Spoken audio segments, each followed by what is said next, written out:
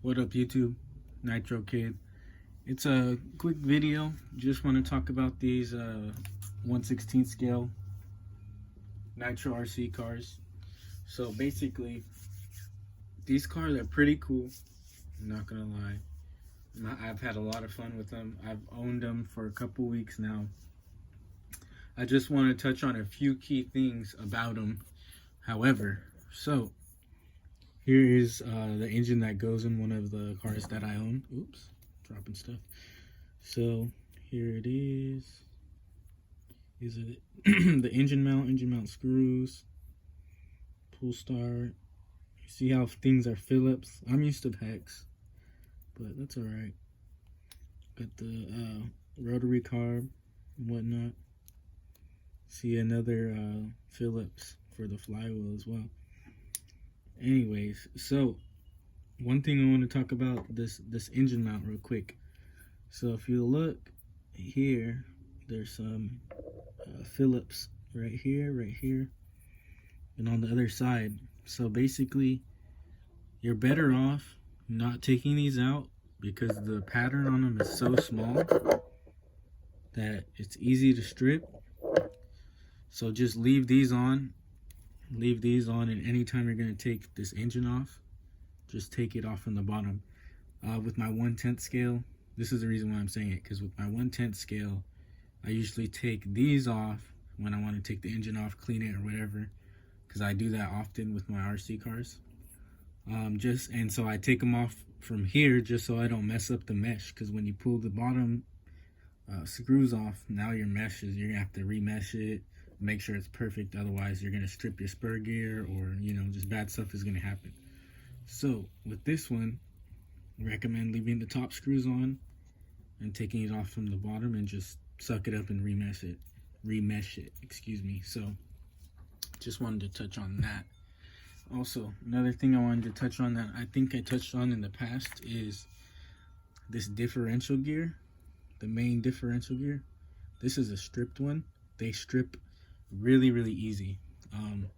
When I got these cars, like I said, I got two in a package deal. Both of them had stripped differentials. There was only one differential on one of the cars that worked, and it was the front one of one of the cars. Also, let me see if I have it. No, if I have it, but I'm looking for. There's another, not just this middle differential, but there's a gear.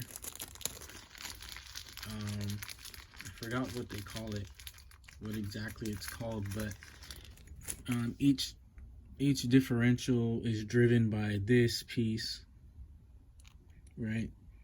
Which is then connected to like a drive cup, and then a dog bone goes into the drive cup from the main spur gear, drive shaft, or whatnot. These were all stripped out along with these, so that's what I will be replacing in the other ones. So be aware, if you strip out a main diff, you probably stripped out this main drive gear or whatnot. So just be aware of that. What else did I want to touch on? Let's see. So here is my dirty car that I haven't cleaned yet, like I said I was gonna clean.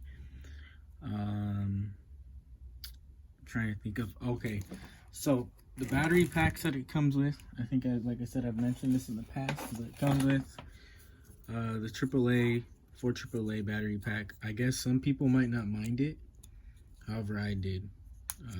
I didn't really enjoy this AAA, so I cut out a slot right here so I could fit a hump pack from a 1/10 scale, which for me, that works. Maybe some people don't want to mess up the aesthetics. I have 2 of these, and if you do mess it up, they're only $8 for this little battery tray or whatnot. I did hear that you can get batteries that will fit this little tray, so I don't know, might just go that route. But this thing needs to be cleaned. Look how filthy that is. Oh my goodness. What else did I want to touch on? I'm trying to think. Well, I wanted to show you guys real quick how easy it is to get to the differential gear. So basically, well, don't do that, guys. Don't do that. Don't strip your stuff. Make sure you break the screw free and then use the electric driver. Don't do what I did. That didn't strip, thank God, but you know, being stupid can get you bad places. So now that I took the bottom two off, I'm gonna take the top two off. That's holding this back face over. It's like a face over the gear, a casing, if you will, a gear case. So I got it off. There's the diff.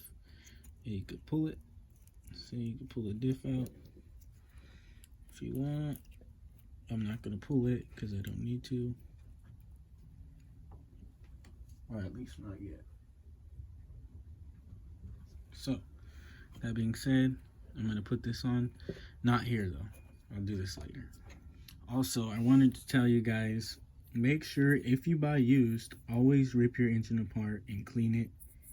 Once you clean it, re-lube it. You guys might say, hey, Nitro Kid, what am I gonna clean it with? Do I just rinse it out with water, or do I just, you know, you can either spray some WD-40 inside of it and wipe it out with a paper towel. But you also you want to make sure you take off your flywheel.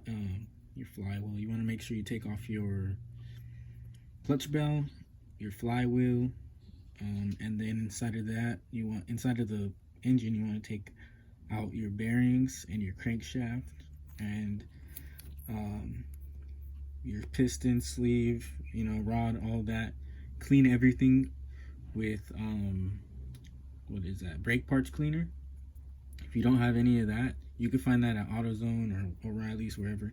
If you don't have that, also make sure you get the non-chlorinated, because sometimes it could eat at the metal, or it could eat at the rubber. So make sure you take all the rubber parts off. There's rubber parts in the carb if you're going to clean the carburetor, and then there's rubber parts like inside the header right here to make sure everything is airtight. But yeah, brake parts cleaner. If you don't have brake parts cleaner, you can go ahead and use nitro fuel. So just make sure you get it on there, you clean it, wipe it off, don't let it sit.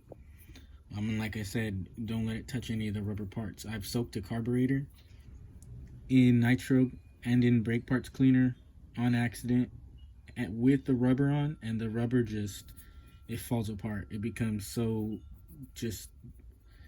it folds over, and it's no good. It eats out at the rubber. It's done. So make sure you take all your rubber parts off. Anyways, cleaning wise, or actually before I'm done with that, when you clean it, brake parts cleaner, get it all clean, re-oil it up with some after run oil. If you don't have this, you can go get some 5W30 oil from AutoZone. It doesn't matter what brand it is, as long as it's 5W30. You can even use a couple other ones, but for the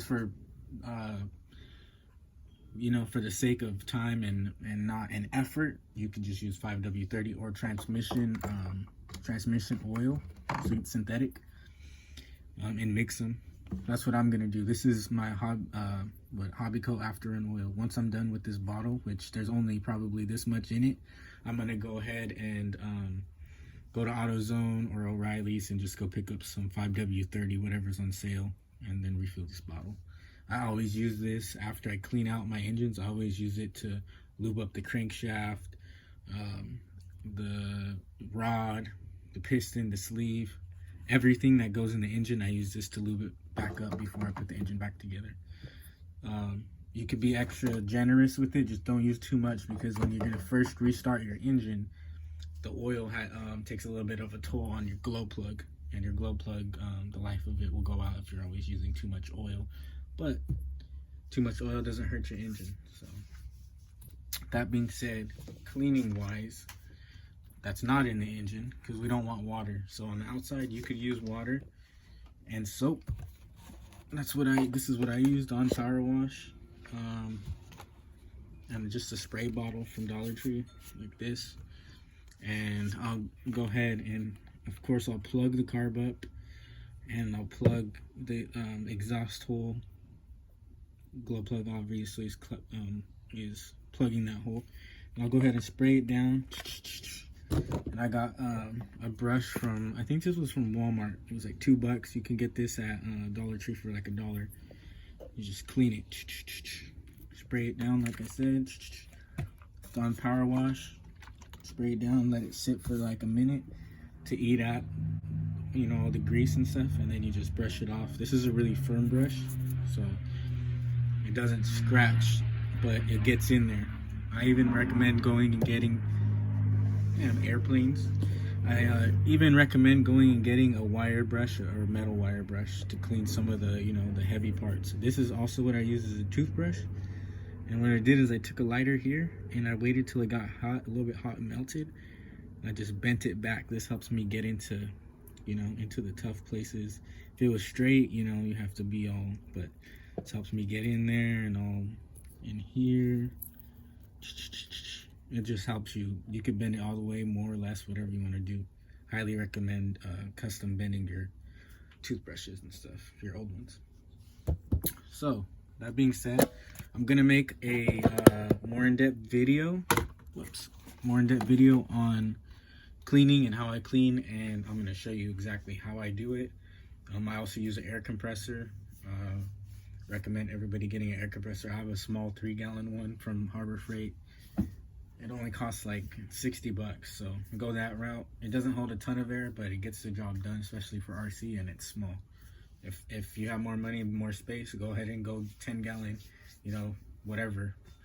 So that being said, yeah, I just wanted to talk about a little bit about RC and touch bases with you guys, and thanks for watching. I'll see you guys in the next one, and Nitro Wands, my friend.